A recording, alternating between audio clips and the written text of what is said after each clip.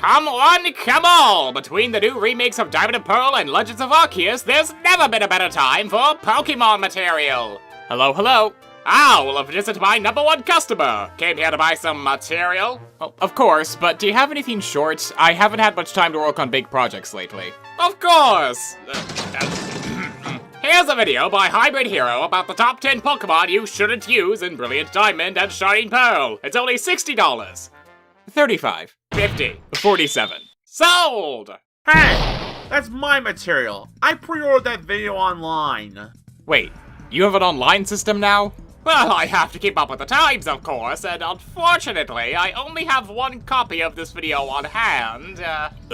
Fine, but can I at least have my money back? Sorry, but once the money changes hands, there's no refunds. Dude, that's theft. You want a bubblegum? Now, there's no need for language like that. The solution is really simple. One video, 2 commentators. You two can just co-op on it. You know, there are 2 of us. If we surround him, we can probably get our money back. Actually, I've been dying to do a co-op. I mean, we're both an acronym, and God knows that channel could use a video or 2. Fair enough, I suppose. Excellent! Now that I'm still in one piece, I'll throw up some Pokemon avatars to make up for the mix-up, as it were.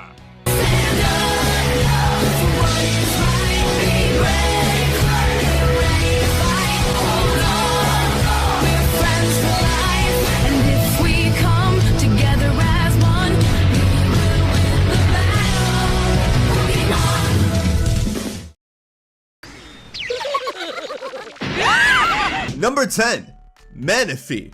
Manafee is going to be tempting to use because you get it for free. What was once a pretty much unobtainable Pokemon by anybody that didn't want to spend 40 bucks on Pokemon Ranger. I did, because I had the Pokemon Ranger was my first DS game. It was mad fun. But for those of you poor souls who couldn't just afford Pokemon Ranger, the legacy, the greatness that you missed out, you also missed out on Manafee. Was Manafee all that great? No, especially when your cousin takes the Pokemon from you and then restarts the game without realizing how special the Pokemon is. It's quite tragic, but... So, call this pedantic if you will, but I'm not a fan of the way this video is structured. You go on a lot of side tangents in the middle of a point, and while that can make the video seem more genuine at times, it also leads to a moment where we're just sitting here going, Oi, get on with it! I'll admit, at the end of the day, this complaint is a subjective hang-up, so you're free to take it or leave it if you wish, though it might be something you want to consider for future videos. Hey, now we're all getting it for free, and not only can be tempted to use it, but it's a mythical Pokemon, alright? Do you really want to go through the game with a mythical on your team and just go through it that easily? Also, you pretty much get a free Fion with Manafee, so that's like 2 for the price of 1. Well, you just gave good reason why people would be tempted to use Manafee. A lot of players weren't able to use it because it's a precise method to get one. Heck, I had to skip Gen 4, so I never got to use Manafee at all, save for when they gave all the at the time available mythicals in Gen 6. Even then, there are people out there who like breaking games with legendary Pokemon early on, and curb stomping every other trainer's Pokemon to fulfill a power fantasy would still be a valid reason for wanting to use a Pokemon. Also, your argument that you could use Fione as Bucket since it has inferior stats and will never evolve, so no one would use it unless they were challenging themselves. That or they're just masochists. Ah yes, those base 80 stats across the board, a power only rivaled by the unstoppable Glalie. I mean, Ash is beating Metang and a Charizard in the Hoenn League, so I'd rather use that instead. Personally, I take Hammer's Riolu. That thing could suplex an Emboar. And personally, I'd rather not think of best wishes. Is Fion that great? No, but hey, Manafee's not even going to do too much, but hey, if we're all using Manafee in our playthroughs, it's going to be kind of boring, so just keep it in your box. Maybe you can use it around the 2nd or 3rd time. Who knows? Wait, so you admit neither of them are that great, yet you still acted like using them on your team would turn your run into a cakewalk. If you don't think either of them are going to be doing that much, then why would it be a problem for people to use them during their first run? Number 9, other starter Pokemon. Now, I'm not going to be so rude and say, hey, box your own starter. You're kind of forced to use one of the 3. Of course, you do have the option to box them, but hey, when you're giving to them just like that, who really wants to box them? You know, you're first, it's a little special in the heart. But we did see Torchic running around with Lucas and Dunn in Amity Square, and that makes me think, dang, are we really getting starter Pokemon, other starter Pokemon in the Eternal Underground? Maybe. And if we are, I better not see a single one of you people use starter Pokemon besides the main starters in your playthrough. Do you really want to go through the game that easily? Now that the experience share is on full and your experience can be like divided between the whole team no matter what, do you really want to take on Cynthia with another starter Pokemon? make it that much easier for yourself? So, even if we ignore that some people like breaking games, the starters aren't even that broken. Sure, their base stats are decent all around, and their normal abilities are helpful in a pinch, but most games have other fire, water, and grass-type Pokemon that are better than the starters in certain aspects. For example, Mantine and Milotic have better special bulk than any of the previous water starters, Floatzel outspeeds all of them, and has better physical attack than Blastoise, and Gyarados has better attack than Blastoise or Swampert. The main reason they end up being your ace is because you get them at the very beginning of the game, which means they'll likely be the highest level in your party and have the most EVs unless you switch them out with another Pokemon. But even shoving all of that aside, you give the Sinnoh starters a pass because you're kind of forced to use one of the three. Of course, you do have the option to box them, but hey, when you're given to them just like that, who really wants to box them? You know, you're first. It's a little special in the heart. Well, by that logic, what about all the people who didn't start with Gen 4 and grew up really attached to the first Pokemon they saw from other generations? Like, if someone wants to use the starter they grew up with, I don't think a lack of challenge would really matter since their choice is based off sentimental value. Come on now, you have the hardest champion right there in front of you, and you want to make it easier for yourself. SMH, bro, shake my head. I can't believe you people. You gotta go through it as tough as possible. Who died and made you the arbiter of fun?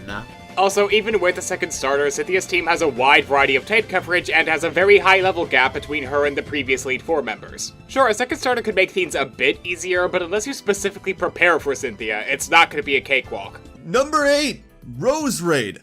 How dare you? Does that mean I can't use you as a co-op partner? How dare you? Here's a Pokemon that doesn't have a category like the other two that we mentioned. Rose Raid. It's just a generic grass-type Pokemon, but the thing is, it's the generic grass-type Pokemon, a Sinnoh. It ain't even technically a Sinnoh Pokemon. Well, it is, but, you know, Roselia comes from Hoenn. Its pre-evolution and post-evolution are from Sinnoh, so I guess it's more Sinnoh than anything. But that's why it's the most generic grass-type Sinnoh Pokemon. Everyone that wants a grass-type that doesn't use Turtwig as a starter uses Rose Raid. So here's where we get into a consistent problem with the rest of the list, where he says that we shouldn't use a Pokemon purely because it's generic, and ignores all the reasons why it's used in the first place. First of all, as a first-stage evolution, Badoo is easily accessible early game, so you get it really early on. It's also decently fast and has a special attack stat that makes it hit like a truck, as well as having a good special defense stat, which means it can take some hits. So here are all these good reasons to use Rose Raid, but oh no, it's generic, so I guess these good aspects about it are just null and void. And you know, they could just really like Rose Raid. Are you insinuating that someone could just like a Pokemon and not base their team around what someone else thinks? Blasphemy! There are other options you got, such as Wormadam. Okay, not the best one, I understand, but Wormadam does exist. You ever consider using Tangrowth? That's an evolution of a grass type. That's an evolution of Tangela, and it's there. Leafeon is there as well. Leafeon's pretty pog. Abomasow's there, which a lot of people use. Tropius is also there. Carnivine if you want to be a little gimmicky, I guess. And on top of that, there's going to be so many others in the underground as well. Yeah, let's just ignore that some of these Pokemon have different roles than Rose, like how Leafeon is a physical sweeper and Tangrowth is a wall. Let's also ignore how most of these Pokemon are much harder to get than Rose Raid. Wormadam has to be found via honey trees, which will have you waiting for hours on end for a chance to get a Burmy. That is, if you even get a Burmy instead of a Combi or something. And even if you do, it has to be a female for it to evolve into Wormadam. Abomasnow doesn't appear until Snow Point City, at which point you are 6 going on 7 gym badges into the game. And in the case of the original games, Tangrowth and Tropius weren't even in the games until Platinum, and Leafeon wasn't available until post-game. Sure, they might be easier to get in the remakes with the underground being a thing, however, you're criticizing Rose Raid for being a generic choice when it was the easiest accessible grass type at the time. Number 7, Dialga and Palkia. All you noobs out there who want to use your I can't believe I said noobs. Who want to use your legendary Pokemon, the mascot legendary Pokemon, to run through the Pokemon League? Nah. Are you crazy? No, don't do that. What are you trying to do for yourself? Are you even trying to have fun? What fun is it taking the legendary Pokemon and just running through the Elite Four? It's not just Dialga and Palkia, alright? You got access to Cresselia and the 3 Lake Guardians. All of these Pokemon, all 6 of them. Bro, you can run through the Elite Four with a whole team of legendaries if you really tried. With Manafee and the mascot and the 4 Pokemon I just mentioned, you got a team of mythical legendaries, but if you do that, you're no fun. You're just no fun. You're just... What are you trying to do? Wow, you really are the fun police. Oh, heaven forbid someone want to use the legendaries that got to help defeat the league during the end of their playthrough. I mean, why would any kid want to use the big legendary on the box they bought the game for? It's not like the player just saved the world from Cyrus and getting that legendary is like a reward for doing so. And besides, if the player got to the Elite Four, they should be allowed this kind of advantage. Number 6, Floatzel. Here's the generic water type of the region.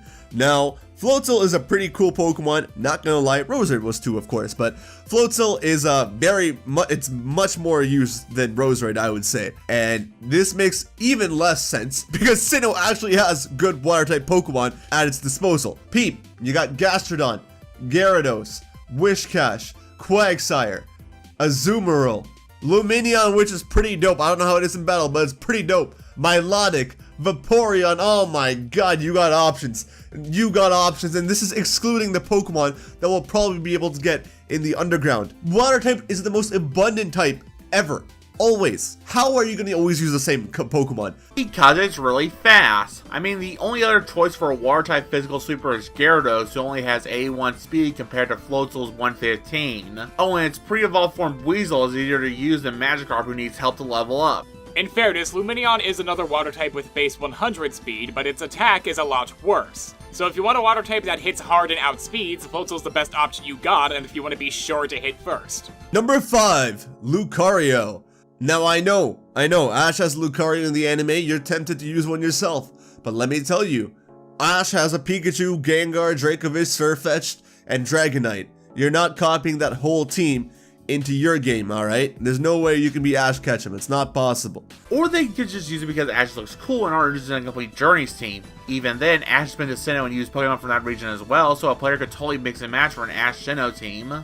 Though that's assuming the player wants to be like Ash and doesn't want to use Lucario because of the unique fighting steel typing, along with its stats being a fast mix attacker, or crazy thought, because they like it. Especially since it was a fan favorite since its introduction, but we'll get there.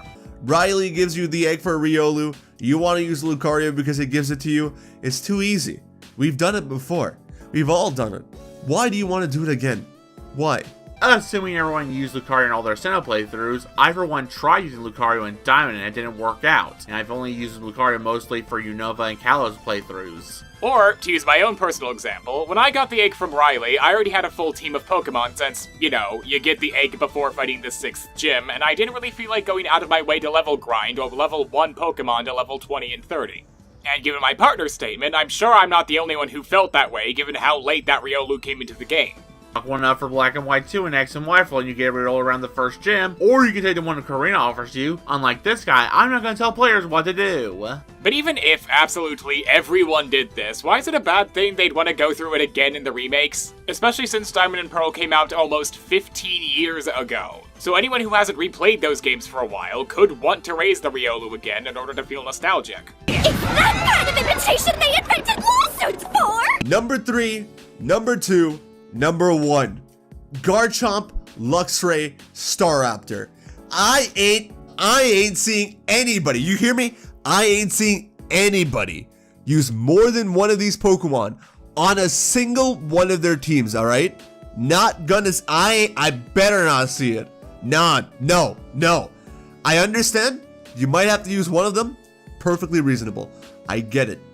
You try to use any more than one of these 3, oh boy, you and I, we're gonna have a talk, all right? We're gonna have a talk for sure. You are not your audience's dad. Stop acting like you are. If I wanted to get lectured on what I should do with Pokemon, I'd go back to Smogon forms.